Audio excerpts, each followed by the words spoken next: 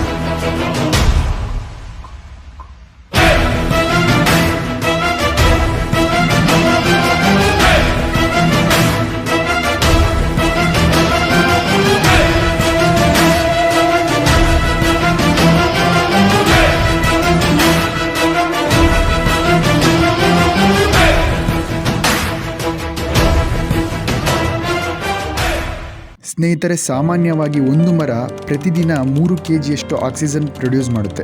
ಇನ್ನು ಇಲ್ಲಿನ ಸ್ಥಳೀಯರು ಹೇಳೋ ಪ್ರಕಾರ ಈ ಬಿದ್ದಿರುವ ಆಲದ ಮರದ ಆಯಸ್ಸು ಸರಿಸುಮಾರು 150 ವರ್ಷಗಳಂತೆ.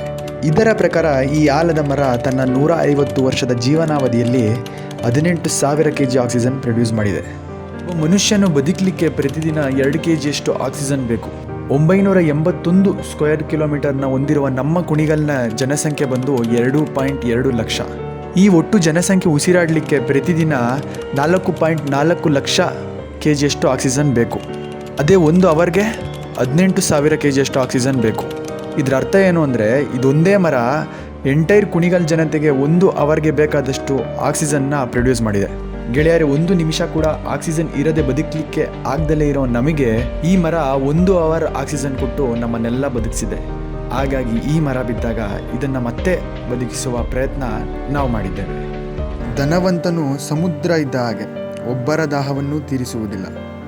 ಆದರೆ ಅದೇ ಗುಣವಂತನು ಬಾವಿ ಇದ್ದ ಹಾಗೆ ಎಲ್ಲರ ದಾಹವನ್ನು ತೀರಿಸುತ್ತಾನೆ.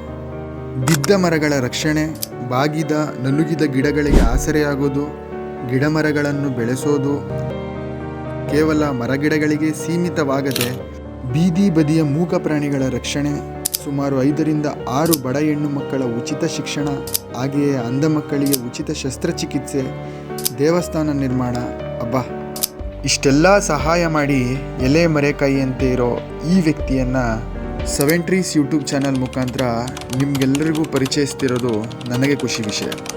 ಸ್ನೇಹಿತರೆ, ಈಗಾಗಲೇ ಸಾವಿರಾರು ಗಿಡಮರಗಳನ್ನು ತಮ್ಮ ಊರಾದ ಕುಣಿಗಲ್ನ ಸರ್ಕಾರಿ ಸ್ಕೂಲ್ಗಳಲ್ಲಿ, ದೇವಸ್ಥಾನಗಳಲ್ಲಿ, ಬರಡು ಭೂಮಿಯಲ್ಲಿ, ಖಾಸಗಿ ಜಮೀನುಗಳಲ್ಲಿ, ಬಹುಮುಖ್ಯವಾಗಿ ಪಾರ್ಕ್ಗಳಲ್ಲಿ ಬೆಳೆಸಿದ್ದಾರೆ. ಈ ಸೇವೆಗಳು ಕೇವಲ ಕುಣಿಗಲ್ಗೆ ಸೀಮಿತವಾಗಿರದೆ ಇತರ ತಾಲೂಕುಗಳಿಗೆ, ಜಿಲ್ಲೆಗಳಿಗೆ ಹರಡಲಿ ಎಂಬುದು ನಮ್ಮ 7 Trees ಯೂಟ್ಯೂಬ್ ಚಾನಲ್ನ ಮುಖ್ಯ ಉದ್ದೇಶವಾಗಿದೆ. ಹಾಗಾಗಿ ಹೆಚ್ಚು ಸಬ್ಸ್ಕ್ರೈಬ್ ಮಾಡುವ ಮೂಲಕ ಹಾಗೂ ಕೈಲಾದಷ್ಟು ಶೇರ್ ಮಾಡುವ ಮೂಲಕ ಬೆಂಬಲಿಸಿ ಎಂದು ವಿನಂತಿಸುತ್ತಾ ಈ ವಿಡಿಯೋನ ಮುಗಿಸ್ತಿದ್ದೇನೆ. ಧನ್ಯವಾದಗಳು.